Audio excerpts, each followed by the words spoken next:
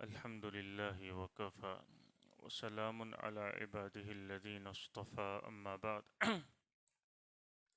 أعوذ بالله من الشيطان الرجيم بسم الله الرحمن الرحيم ذلك من أنباء الغيب نوحيه إليك وما كنت لديهم إذ أجمعوا أمرهم وهم يمكرون وما أكثر الناس ولو حرصت بمؤمنين وما تسألهم عليه من أجر إن هو إلا ذكر للعالمين وكأي من آية في السماوات والأرض يمرون عليها وهم عنها معرضون وما يؤمن أكثرهم بالله إلا وهم مشركون صدق اللہ العظیم۔ میرے محترم بھائیوں اور دوستو، قرآن کریم کے 12ویں پارے کی یہ سورت سورہ یوسف، اس کی تفسیر چل رہی ہے اور کئی مجلسوں سے اس سورت کی ابتدا سے لے کر اخیر تک یوسف علیہ السلام کا واقعہ ہم نے سنا۔ گزشتہ مجلس میں یہ بات آئی تھی کہ یوسف علیہ السلام کا واقعہ توفنی مسلماً و الحقنی بالصالحین پر پورا ہو گیا۔ اللہ تعالیٰ نے بالترتیب اور بالتفصیل سارا واقعہ سنایا ہے، اور ہر آیت میں ہم سب کو کیا سبق ملتا ہے، ہمارے لیے کیا رہبری اور رہنمائی ہے، وہ ساری باتیں الحمدللہ آ گئی۔ توفنی مسلماً و الحقنی بالصالحین پر یہ واقعہ پورا ہوتا ہے، جس میں یوسف علیہ السلام نے اللہ سے یہ دعا کی تھی کہ یا اللہ، بادشاہت بھی مل گئی، دنیا بھی مل گئی، بس اب تیری ملاقات کا شوق ہے، مجھے اس حال میں موت دینا کہ میں مسلمان بن کر تیرے پاس آؤں، اور مجھے نیک لوگوں کے ساتھ ملا دینا، قیامت میں میرا شمار نیک لوگوں میں کرنا، اور مجھے ان کے زمرے اور ان کی پارٹی میں شامل کر لینا۔ یوں کہتے ہیں کہ اس دعا کے بس ایک آدھ ہفتے کے بعد یوسف علیہ السلام کی عمر تقریباً 120 سال کے قریب تھی، اور وہ اللہ کو پیارے ہو گئے۔ یہاں واقعہ پورا ہو گیا۔ اب آگے سورہ یوسف کے ختم تک ایک آدھ رکوع اور ہے، 1.5 پونے 2 صفحے، جس میں قرآن نے عمومی باتیں بتلائی ہے، جو قرآن کا عام طرز ہے کہ عمومی باتیں بیان کرتا ہے۔ آگے اللہ یوں کہتا ہے ذَلِكَ مِنْ أَنْبَاءِ الْغَيْبِ نُوحِيهِ إِلَيْكَ۔ یہ جو سارا واقعہ ہم نے تم کو سنایا نا، پہلے سے لے کر آخر تک، یہ پونے پارے کا لمبا واقعہ ہے، پونے پارے کا۔ یہ 12ویں پارے کے پونے سے 2 رکوع پہلے سے شروع ہوتا ہے، اور یہ یہاں پر پونے پارے کے قریب قریب، یہ پاؤ پارے کے قریب قریب پورا ہوتا ہے، تو پونے پارے کے قریب کا واقعہ ہے۔ اللہ یہ کہتا ہے کہ من انباء الغیب نوحیہ الیک، یہ ساری غیب کی خبریں ہیں جو ہم آپ کو سنا رہے ہیں۔ وما كنت لديهم اذ اجمعوا امرهم وهم يمكرون، جب یہ واقعات ہو رہے تھے تب آپ وہاں پر موجود نہیں تھے، اور ساری یہ بھائیوں نے تدبیریں کی، یوسف کے ساتھ یہ ہوا، اس وقت آپ وہاں موجود نہیں تھے، آپ کو کیسے پتا چلا یہ واقعہ؟ یہ ہم نے آپ کو سنایا ہے۔ اور اس کے ذریعے سے اللہ تعالیٰ نے وہ یہودیوں کو جواب دیا ہے کہ جب نبی کریم صلی اللہ علیہ وسلم کے پاس آ کر یہودیوں نے پوچھا تھا کہ اگر آپ سچے نبی ہیں تو آپ ہمیں بتلائیے کہ وہ یوسف علیہ السلام کا کیا واقعہ ہے، اور یوسف علیہ السلام کے والد یعقوب علیہ السلام کنعان سے مصر کیسے منتقل ہوئے اور وہاں کیسے آباد ہوئے، یہ ساری باتیں پہلے ہو چکی ہے، وہ انہوں نے سوال کیا تھا۔ تو اللہ تعالیٰ نے یہ بات اس لیے بیان فرمائی کہ یہ غیب کی خبریں ہم آپ کو سنا رہے ہیں، آپ موجود نہیں تھے، آپ اللہ کے نبی ہیں، آپ تک غیب کی باتیں ہم پہنچا رہے ہیں۔ یہاں 2 باتیں سمجھنے کی ہے، ایک ہوتا ہے علم غیب اور ایک ہوتا ہے انباء الغیب، دونوں چیزیں۔ علمی باتیں تھوڑی کبھی کبھی ایسی آ جاتی ہے، ایک ہوتا ہے علم غیب اور ایک ہوتا ہے انباء الغیب۔ علم غیب وہ اللہ کی صفت ہے، اللہ کے علاوہ کسی کو علم غیب نہیں ہے۔ کیا مطلب علم غیب کا؟ کہ جو پہلے ہو چکا اس کا بھی علم، جو اب ہو رہا ہے اس سب کا علم، اور جو آئندہ ابد تک ہوگا اس کا علم، یہ سوائے اللہ کے کسی اور کو نہیں ہے۔ یہ علم غیب اللہ کی ذات ہے. وما يعلم جنود ربك الا هو لا يعلم من في السماوات والارض الغیب الا اللہ. صاف قرآن میں ہے زمین اور آسمان میں غیب کی باتیں صرف اللہ ہی جانتا ہے. کسی کو نہ، یہاں تک کہ کسی نبی کو بھی علم غیب حاصل نہیں ہے. ہمارے بھائیوں سے یہی جھگڑا ہے کہ وہ کہتے ہیں کہ اللہ کے نبی صلی اللہ علیہ وسلم کو علم غیب ذاتی ہے. علم غیب ذاتی یہ صرف اللہ کا خاص ہے اور کسی کو نہیں ہے.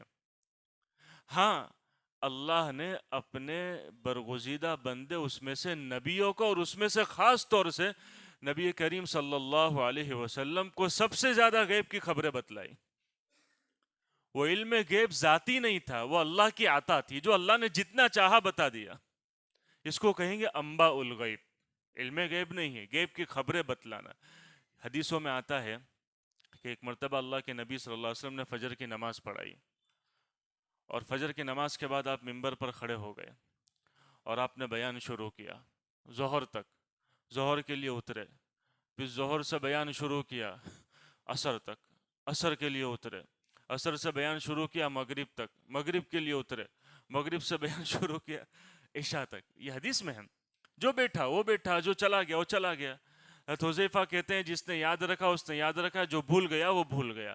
لیکن پورا دن آپ نے صحابہ کرام کو اللہ کے نبی کی زندگی سے لے کر قیامت تک کیا کیا ہونے والا ہے ساری غیب کی باتیں بتلا دی، سب سنا دیا پورا دن بیٹھ کر، فجر سے جو شروع کیا عشاء تک. یہ انباء الغیب ہے کہ اللہ نے آپ کو وہ آئندہ کیا ہونے والا ہے وہ ساری خبریں سنا دی، اور اللہ کے نبی صلی اللہ علیہ وسلم نے جتنا اللہ نے آپ کو بتلایا ہم تک وہ پہنچا دیا. اسی لیے حدیثوں میں ایک باب آتا ہے کتاب الفتن کا، جس میں یہ ساری روایتیں ذکر کی گئی ہے کہ اللہ کے نبی صلی اللہ علیہ وسلم نے امت کو غیب کی خبریں سنائی کہ آگے تم دیکھو گے یہ ہوگا یہ ہوگا وہ ہوگا. اور آج بہت ساری باتیں ہم اپنے زمانے میں دیکھ رہے ہیں کہ جو اللہ کے نبی صلی اللہ علیہ وسلم نے بتلایا تھا سارا سب کچھ ہماری آنکھوں کے سامنے. تو ہم حدیثیں جانتے نہیں ہیں، ہم نے حدیثیں پڑھی نہیں ہیں، اور کتاب الفتن ہم نے پڑھا نہیں ہے، اس لیے ہم کو پتہ نہیں ہے.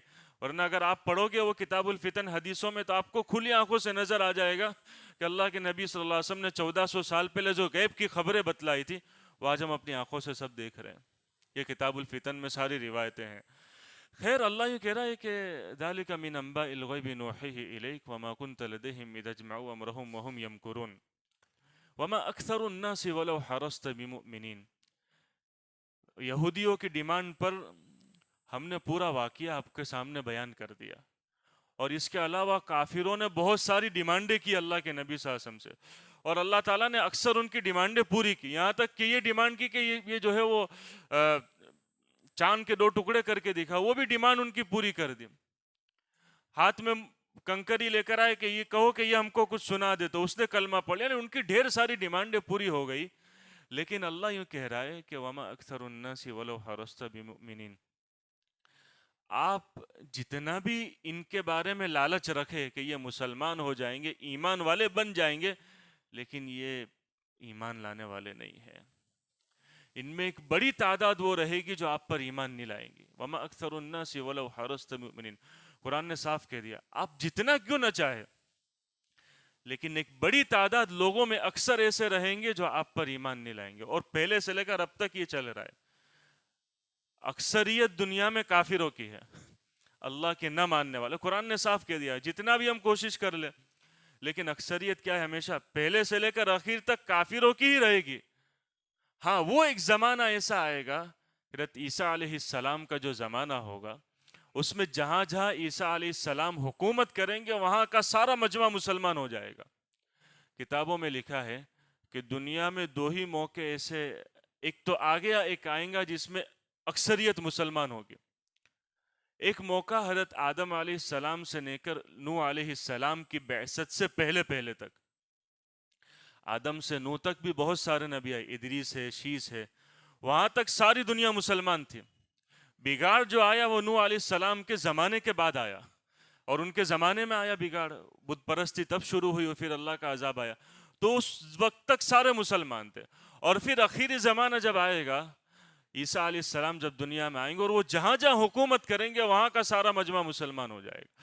اور ہو سکتا ہے کچھ علاقے ایسے بھی ہو جہاں عیسیٰ علیہ السلام نہ پہنچے، تو وہاں کے لوگ بدستور کافر رہیں گے.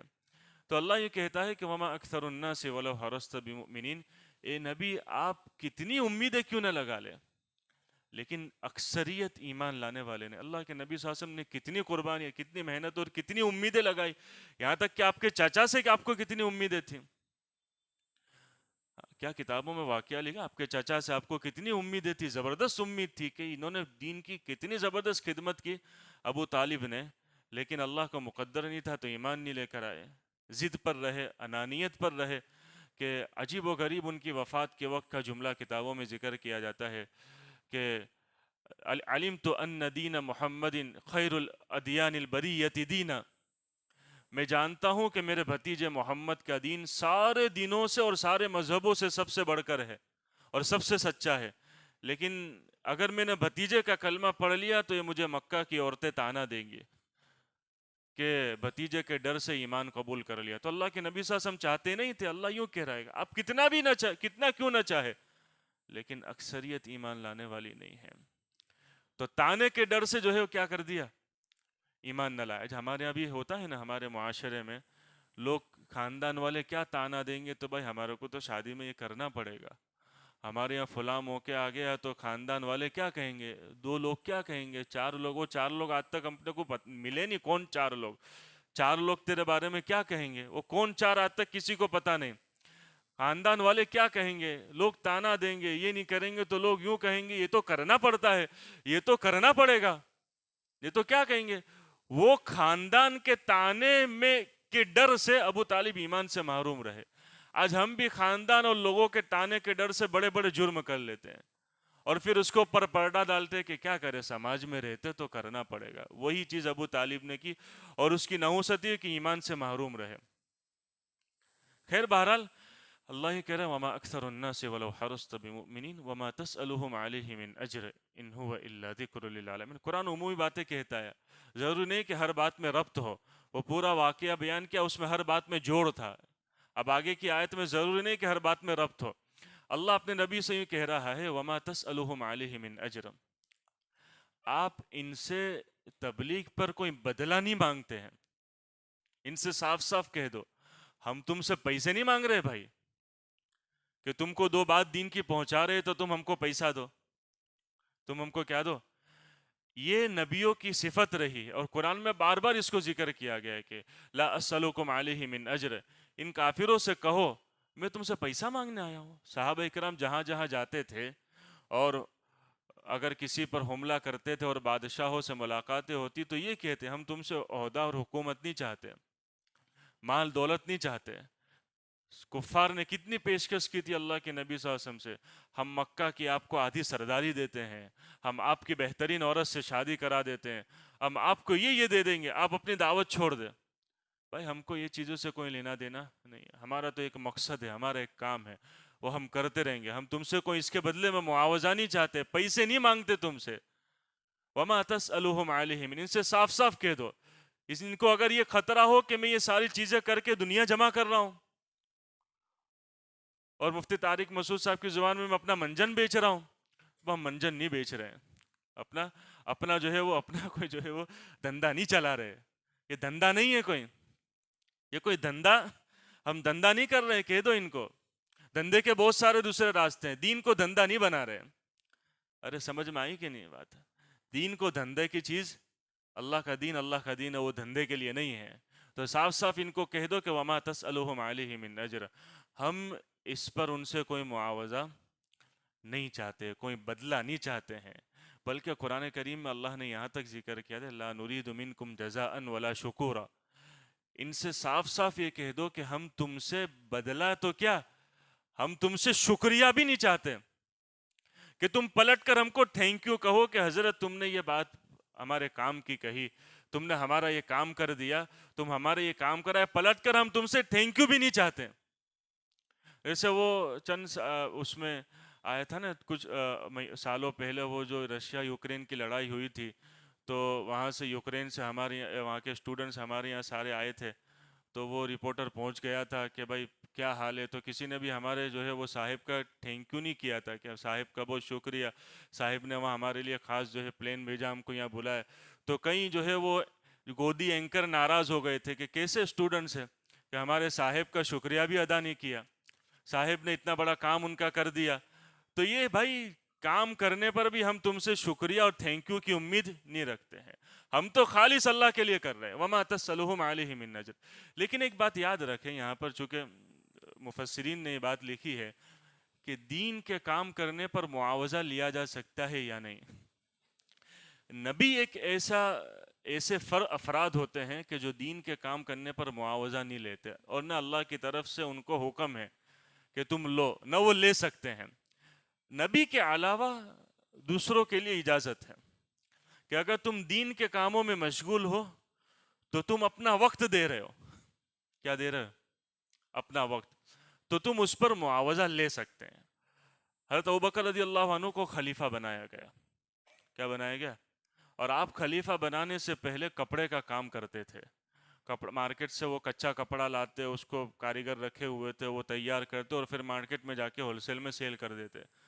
اب جب خلیفہ بنائے گئے تو آپ نے جو ہے وہ برملا صاحب کرام کو جمع کر دیا کہ دیکھو میں یہ خلافت سے پہلے یہ کام کیا کرتا تھا، اب خلافت کی ذمہ داری میرے پاس آ گئی ہے، اب میرے پاس وقت نہیں ہے کام کاج کرنے کا. اگر میں اس میں لگ جاؤں گا تو یہ کون دھیان دے گا؟ لوگوں کے مسائل کون حل کرے گا؟ خلافت کی ذمہ داری کون سنبھالے گا؟ تو اگر آپ ایک تو یہ ہے کہ میں اپنے پرانے کام میں لگ جاؤں تو آپ کسی اور کو خلیفہ بنا دیں، یا پھر اگر میں خود خلیفہ رہتا ہوں تو آپ لوگ میرے لیے اس کے بارے میں سوچو. تو حضرت ابوبکر رضی اللہ عنہ کے لیے پھر بیت المال سے وظیفہ مقرر ہوا، پینشن تنخواہ مقرر ہو گئی کہ ان کو بیت المال سے اتنا دیا جائے گا. وہ پھر سارا کیسے انہوں نے زندگی پھر حضرت عمر رضی اللہ عنہ کو بھی وظیفہ دیا جاتا تھا. حضرت عثمان رضی اللہ عنہ نے کوئی وظیفہ نہیں لیا. کیوں؟ ان سے لوگوں نے کہا کہ آپ وظیفہ نہیں لے رہے. کہا کہ پہلے دو کو ضرورت تھی، انہوں نے لیا، مجھے اللہ نے غنی بنایا ہے، مجھے کیا ضرورت ہے بیت المال سے وظیفہ لینے کی. تو یہ ہمارے اس سے بات پتہ چلتی ہے کہ دین کا کام کرنے پر معاوضہ لیا جا سکتا ہے کیونکہ وہ اپنا وقت دے رہا ہے. آج جو ہمارے ایک استاد ہے، اساتذہ ہے، دین کی خدمت کرتے ہیں، کوئی امامت کرا رہے ہیں، کوئی جو ہے وہ اذان دے رہا ہے، کوئی جو ہے وہ بچوں کو مدرسے پڑھا رہا ہے. تو بہت سارے لوگ اس پر اشکال کرتے ہیں کہ یہ ہے بھائی وہ اگر یہ نہ کرے تو تم کو نماز کون پڑھائے گا؟ تمہارے بچوں کو قاعدہ کون پڑھائے گا؟ وہ اپنا وقت دینے کی تنخواہ لے رہے.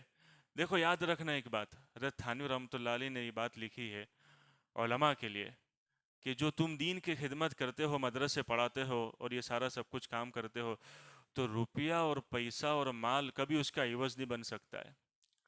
اس کا بدلہ تو اللہ تمہیں آخرت میں دے گا. یہ نہیں کما سکتے ہیں، ان کے ہاتھ نہیں، ہاتھ پیر نہیں چلتے ہیں، لیکن انہوں نے اللہ کے لیے وقف کر دیا اپنے آپ کو کہ دین کی خدمت کے لیے. تو کبھی بھی یہ نہ سمجھے کہ بھائی جو ہے وہ ہم اس کے عوض لے رہے ہیں، نہیں، اس کا تو حقیقی بدلہ اللہ دے. ہاں تم جو اپنا وقت دے رہے ہو، وقت کا پیسہ لے رہے ہو کہ ہم نے اتنا وقت دے دیا ہے، اتنا وقت ہم نے صرف کر دیا ہے، ہمارے کو دن رات اس کی ذمہ داری ہے 5 وقت مسجد میں آنے کی، 5 وقت اذان دینے کی، 5 وقت امامت کرانے کی، اور صبح شام مغرب میں بچوں کو پڑھانے کی. ہم اتنا وقت دے رہے ہیں، اس کے وہ معاوضہ لے رہے ہیں. تو شریعت نے اس کی اجازت دی ہے کہ تم اس کے بدلے میں معاوضہ لے سکتے ہیں، اپنا وقت دے رہے ہیں. اور لیکن بہت سارے ایسے کام ایسے ہیں کہ جس پر معاوضہ پھر بھی نہیں لیا جا سکتا. جیسے میں آپ کو کہوں، ہمارے یہاں بہت ساری جگہوں پر تراویح کی اجرت لی جاتی ہے. تراویح کی اجرت لینے کی اجازت نہیں ہے. وہ عبادت ہے جو عبادت بالذات ہے. سمجھنا اس مسئلے کو. میں نماز پڑھ رہا ہوں، میں کہوں کہ دیکھ میں آپ 2 رکعت نماز پڑھوں گا، ابا تمہارے کو 500 روپے دینے پڑیں گے. تو 500 روپے نہیں لے سکتا ہے. کہہ کے لے رہے بھائی؟ امی روزہ رکھوں گا تمہارے 1000 روپے دینے پڑیں گے، تو اس پر نہیں لے سکتا ہے. کوئی مر گیا، آؤں گا تیرا وہاں یاسین پڑھنے، سورہ بقرہ پڑھنے، 5000 کا کور دینا پڑے گا، تو نہیں لے سکتا ہے. تیرا وہاں دعا کرانا آؤں گا، 5000 کا کور دینا پڑے گا، نہیں لے سکتا ہے. ہمارے جو ہے وہ ایک استاد مزاحن ہم کو کہتے تھے کہ کوئی آئے نا دعا کرانے کے لیے تو یہ کہو کہ بھائی ہماری دعا تو بغیر مٹھائی کے چپکتی نہیں ہے. ہر لوگوں نے اس کو بھی سستا سمجھ لیا ہے، چلو نا مفتی صاحب آ جاؤ نا، تو وہ ٹائم وائم بھی دیکھتے نہیں ہیں. تو خیر بہرحال یہ تو مزاحن بات ہے، لیکن وہ عبادت جو عبادت بالذات ہے اس کے اوپر آدمی معاوضہ نہیں لے سکتا ہے. ہاں وہ ہے جو کسی عبادت کا ذریعہ ہے اور آدمی اس میں اپنا وقت صرف کر رہا ہے، جیسے یہ خدمت انجام دے رہا ہے، اس کے اوپر وہ معاوضہ لے سکتا ہے. شریعت نے اس کو کیا اجازت دی. تو خیر بہرحال وما تسألهم علیہ من اجر، آپ ان سے کہہ دیے کہ ہم تم سے 2 پیسے کے امیدوار نہیں ہیں، تم سے کچھ نہیں چاہیے، بس ہم جو بات تم کو کہہ رہے ہیں اللہ کا کلمہ پڑھ لو، مسلمان ہو جاؤ، کفر شرک چھوڑ دو، بس یہی ہم تم سے چاہتے ہیں، تم سے 1-2 پیسے، یہاں تک کہ تم سے تھینک یو بھی نہیں چاہتے ہم۔ ان هو الا ذکر للعالمین۔ اللہ یوں کہہ رہا ہے کہ قرآن کریم سارے جہاں والوں کے لیے نصیحت ہے۔ کیا ہے؟ کوئی اس کو پڑھے، کوئی اس کو سمجھے، کوئی اس میں تدبر کرے، غور کرے، تو اس کو ڈھیر ساری باتیں معلوم چلے گی، ڈھیر سارے عملی زندگی اس کو معلوم چلے گی، اور اس کی عملی زندگی سنور جائے گی۔ لیکن ہے کوئی سمجھنے والا؟ قرآن کریم کی ہم کتنی ماشاءاللہ تفسیر ہم سن رہے ہیں، سورہ یوسف کی پوری تفسیر سنی، ایک ایک آیت میں ہم کو کیا کیا سبق ملتا ہے، کتنی مفسرین نے کھول کھول کے اس کو بیان کر دیا ہے، اور آگے انشاءاللہ آئندہ مجلسوں میں اور بہت ساری باتیں اس سلسلے میں آئے گی کہ ابھی سورہ یوسف کا ایک جو ہے وہ اجمالی خاکہ بتلانا باقی ہے کہ پورے اس سورہ یوسف کا ہم کو کیا سبق ملتا ہے، اور وہ مفسرین نے ایسے 10 لوگ بیان کیے کہ بادشاہوں کے لیے یہ سبق ہے سورہ یوسف میں، متقی کے لیے سبق ہے، تجارت کرنے والوں کے لیے سبق ہے، جاب کرنے والوں کے لیے سبق ہے، کسی کے یہاں بندہ ملازمت کر رہا ہے، غلام ہے، اس کے لیے سبق ہے، عورتوں کے لیے سبق ہے، پھلاں کے لیے سبق ہے، اس کے لیے سبق ہے۔ ایک اجمالی خاکہ سورہ یوسف کے اخیر میں مفسرین نے بیان کیا ہے، اس کو تو انشاءاللہ آئندہ دوسری مجلسوں میں بیان کروں گا۔ خیر بہرحال یہاں اللہ یوں کہتا ہے ان هو الا ذکر للعالمین، قرآن تمہارے لیے نہیں سارے جہاں والوں کے لیے نصیحت کا سامان ہے۔ کوئی ہے اس میں نصیحت حاصل کرنے والا تو اس میں غور کرے، تدبر کرے، اس کو دیکھو اپنی زندگی میں کیسا نکھار آتا ہے، اور اس کے قرآن سے کیسی اس کو وابستگی ہو جاتی ہے، اور اس کو اللہ کیسی دنیا اور آخرت کی رہنمائی اور برکتیں نصیب کرتا ہے۔ آگے کی باتیں وہ انشاءاللہ آئندہ مجلس میں بیان کر دوں گا۔ اللہ تعالیٰ عمل کی توفیق عطا۔ سبحانک اللہم و بحمدک وتبارک اسمک وتعالی جدک ولا الہ غیرک۔ اللہم صلی علی سیدنا محمد وعلی آل سیدنا محمد وبارک وسلم۔ ربنا آتنا فی الدنیا حسنہ وفی الآخرۃ حسنۃ وقنا عذاب النار۔